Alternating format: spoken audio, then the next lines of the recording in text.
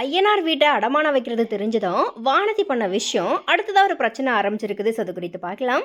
So இப்போதைக்கு கதையில் பல்லவன் தன்னோட தோழியோட பேசிக்கிட்டு இருக்கிறதுக்காக ஒரு ஹோட்டலுக்கு வந்துட்டு போகிறாரு. அந்த நேரம் பார்த்து அந்த ஹோட்டலில் போதைப்பொருள் பயன்பாடு இருக்குது அப்படிங்கிற மாதிரி போலீஸ் வர சந்தேகத்தின் பெயரில் பல்லவன் அவங்களுடைய கேர்ள் ஃப்ரெண்டை போலீஸ் வந்துட்டு கூட்டிகிட்டு போயிடுறாங்க. அதை சோழன் வந்துட்டு பார்த்துடுறாரு. எப்படியோ தன்னோட அண்ணன் சேரன் உதவியோட பல்லவனை வீட்டுக்கும் கூட்டிகிட்டு வந்துடுறாங்க. அண்ட் நேற்று எபிசோடில் அண்ணன்கள் மாறி மாறி பல்லவனை பயங்கரமாக போட்டு அடிச்சிட்டாங்க. அண்ட் இன்னும் எபிசோடில் பல்லவன் சேரன் கிட்ட எவ்வளோ கெஞ்சியும் யாருமே பேசுகிறதாவே தெரியல. இனி நான் பல்லவன் கிட்ட பேச மாட்டேன், ஆனால் அவனுக்கு தேவையான பணம்னு சொல்லிட்டு எல்லா விஷயத்தையும் எப்போதும் போல் நான் செய்வேன் அப்படிங்கிற மாதிரி சொல்லிடுறாரு.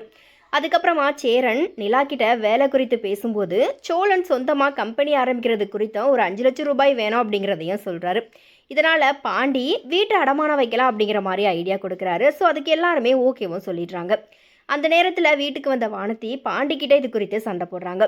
உங்கள் அண்ணின்னு சொல்லதும் வீட்டை அடமானம் வைக்கிறீங்க, எனக்குன்னா இப்படி பண்ணியிருப்பீங்களா அப்படிங்கிற மாதிரி சண்டை போடுறாங்க. பாண்டி நீ பேசாமல் இருந்தது நிஜமாவே வருத்தமாக இருந்துச்சு, ஆனால் இப்போ ஏன் பேசுகிறேன்னு சொல்லி இருக்குது அப்படிங்கிற மாதிரி சொல்ல வழக்கம் போலவே 2 பேருமே சண்டை போட்டுக்கிறாங்க. ஸோ இப்படியா இன்றைக்கான எபிசோட் முடியுது. நாளைக்கு என்ன நடக்க போகுது அப்படிங்கிறத நம்ம நெக்ஸ்ட் வீடியோவில் பார்க்கலாம்.